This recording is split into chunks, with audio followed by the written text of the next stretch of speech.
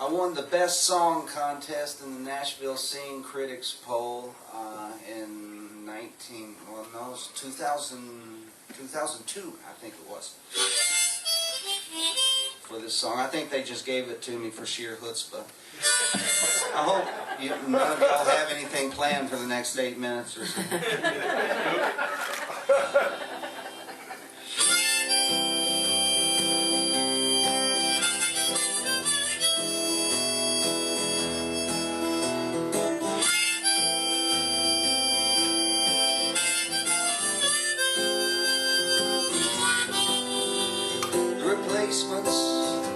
Played rock and roll. They were the last of a dying breed. Damn the torpedoes types, they could really let it bleed. They weren't afraid of anything or anybody, like skinny little dogs in a cage. They'd get drunker than you've ever gotten in your entire life. They'd have another drink on top of that one and toddle right out onto the stage. I first went to see him because Jeff Sweeney said I should. It was Cantrell's in January, and they weren't even any good. The lead guitarist was naked.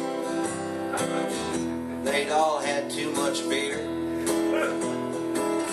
They had Marshall amps turned up to 10, which wouldn't be a bad thing ordinarily, but they were trying to tune up by ear. So I went to see them again. Equally bad. This time they were wearing dresses, drinking whiskey, and never finished a single song. And that made me angry, cause money doesn't grow on trees. I was standing out in the parking lot with tickets for the next night already in my hands, thinking to myself, geez, what am I gonna do with these?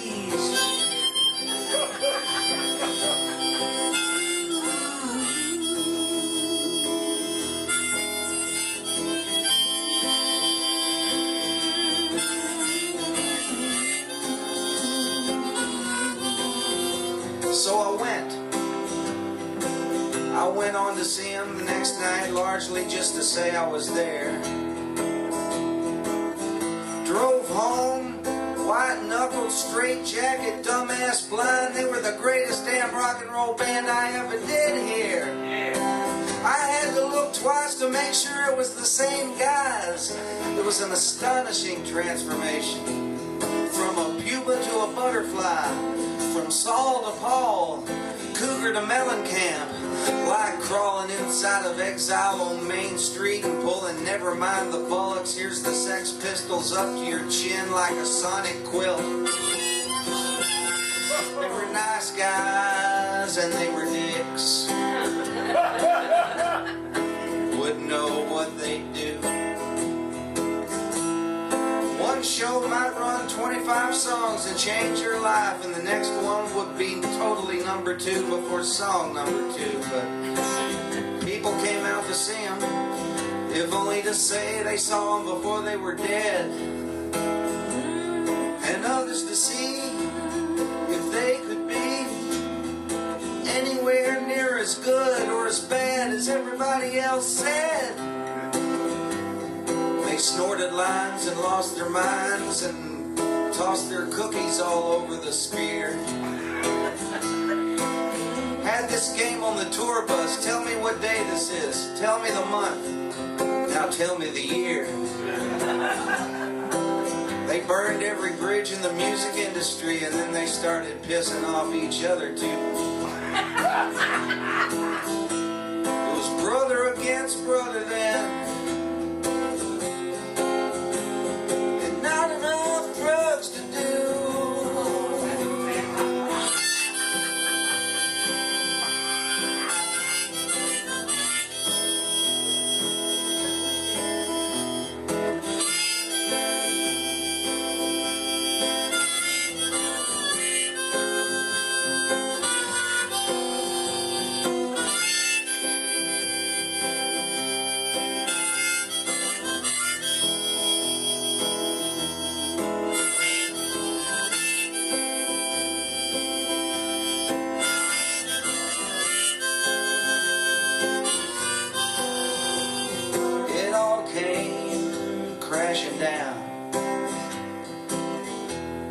'cause he couldn't do much else.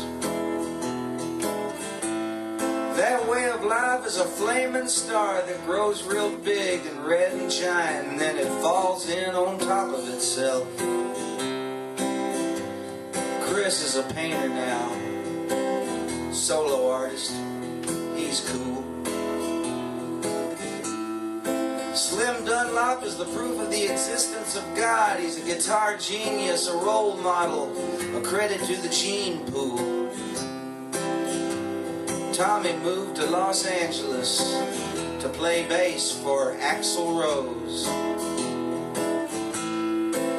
He's a Guns N' Roses member, mock 2012, and that's how that stuff goes.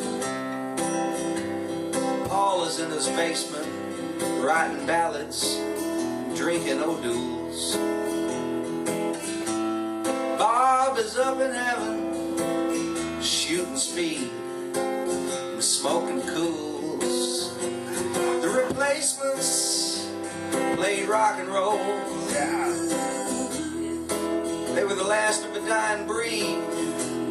Pernicious, damn the torpedoes types. They could make you sweat, make you holler. They knew only women bleed.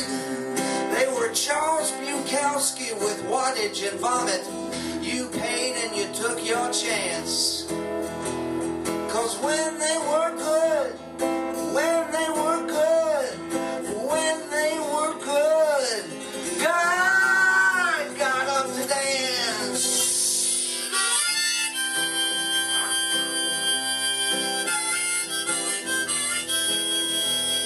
You ever seen God dance before?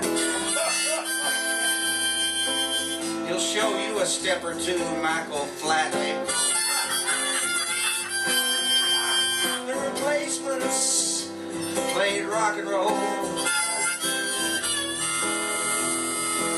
Keep Slim Dunlop in your hearts and prayers. He's recovering from a stroke, no joke.